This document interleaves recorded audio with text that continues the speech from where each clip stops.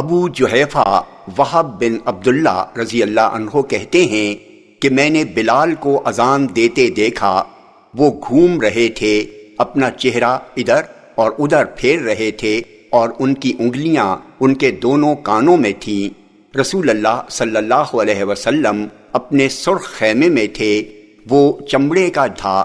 بلال آپ کے سامنے سے نیزہ لے کر نکلے اور اسے برتھا میدان میں گاڑ دیا۔ پھر رسول اللہ صلی اللہ علیہ وسلم نے اس کی طرف منہ کر کے نماز پڑھائی۔ اس نیزے کے آگے سے کتے اور گدھے گزر رہے تھے۔ آپ ایک سرخ چادر پہنے ہوئے تھے، میں گویا آپ کی پنڈلیوں کی سفیدی دیکھ رہا ہوں۔ سفیان کہتے ہیں ہمارا خیال ہے وہ چادر یمنی تھی۔ جامع ترمذی حدیث نمبر 197۔ یہ حدیث صحیح ہے۔ جابر بن سمرہ رضی اللہ عنہ کہتے ہیں کہ رسول اللہ صلی اللہ علیہ وسلم کا مؤذن دیر کرتا اور اقامت نہیں کہتا تھا، یہاں تک کہ جب وہ رسول اللہ صلی اللہ علیہ وسلم کو دیکھ لیتا کہ آپ نکل چکے ہیں تب وہ اقامت کہتا۔ جامع ترمذی حدیث نمبر 202۔ یہ حدیث صحیح ہے۔ عبداللہ بن عمر رضی اللہ عنہما سے روایت ہے کہ نبی اکرم صلی اللہ علیہ وسلم نے فرمایا، بلال رات ہی میں اذان دے دیتے ہیں، لہٰذا تم کھاتے پیتے رہو جب تک کہ ابن مکتوم کی اذان نہ سن لو۔ جامع ترمذی حدیث نمبر 203۔ یہ حدیث صحیح ہے۔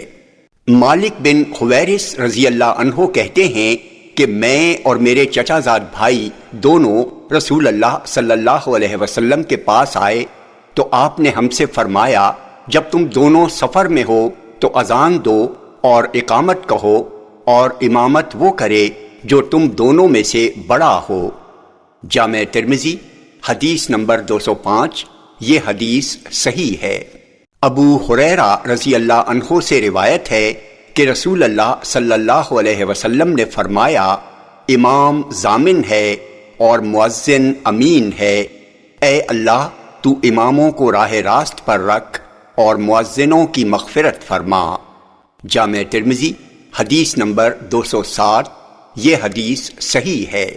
ابو سعید خدری رضی اللہ عنہ کہتے ہیں کہ رسول اللہ صلی اللہ علیہ وسلم نے فرمایا، جب تم اذان سنو تو ویسے ہی کہو جیسے مؤذن کہتا ہے۔ جامع ترمذی حدیث نمبر 208۔ یہ حدیث صحیح ہے۔ عثمان رضی اللہ عنہ کہتے ہیں کہ سب سے آخری وصیت رسول اللہ صلی اللہ علیہ وسلم نے مجھے یہ کی کہ مؤذن ایسا رکھنا جو اذان کی اجرت نہ لے۔ جامع ترمذی حدیث نمبر 209۔ یہ حدیث صحیح ہے۔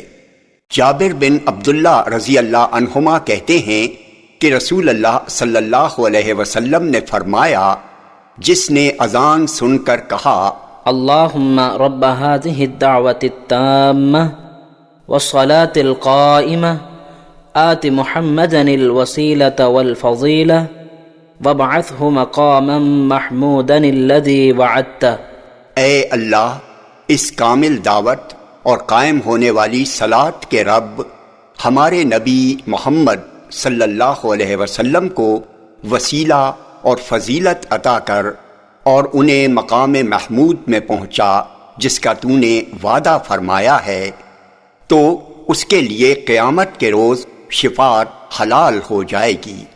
جامع ترمذی حدیث نمبر 211۔ یہ حدیث صحیح ہے۔ انس بن مالک رضی اللہ عنہ کہتے ہیں کہ رسول اللہ صلی اللہ علیہ وسلم نے فرمایا، اذان اور اقامت کے درمیان کی دعا رد نہیں کی جاتی۔ جامع ترمذی حدیث نمبر 212۔ یہ حدیث صحیح ہے۔ انس بن مالک رضی اللہ عنہ کہتے ہیں کہ نبی اکرم صلی اللہ علیہ وسلم پر معراج کی رات 50 نمازیں فرض کی گئیں، پھر کم کی گئیں، یہاں تک کہ کم کرتے کرتے 5 کر دی گئیں۔ پھر پکار کر کہا گیا، اے محمد، میری بات اٹل ہے، تمہیں ان 5 نمازوں کا ثواب 50 کے برابر ملے گا۔ جامع ترمذی حدیث نمبر 213، یہ حدیث صحیح ہے۔ ابو ہریرہ رضی اللہ عنہ سے روایت ہے کہ رسول اللہ صلی اللہ علیہ وسلم نے فرمایا، روزانہ 5 وقت کی نماز اور ایک جمعہ سے دوسرا جمعہ بیچ کے گناہوں کا کفارہ ہیں جب تک کہ کبیرہ گناہ سرزد نہ ہوں۔ جامع ترمذی حدیث نمبر 214، یہ حدیث صحیح ہے۔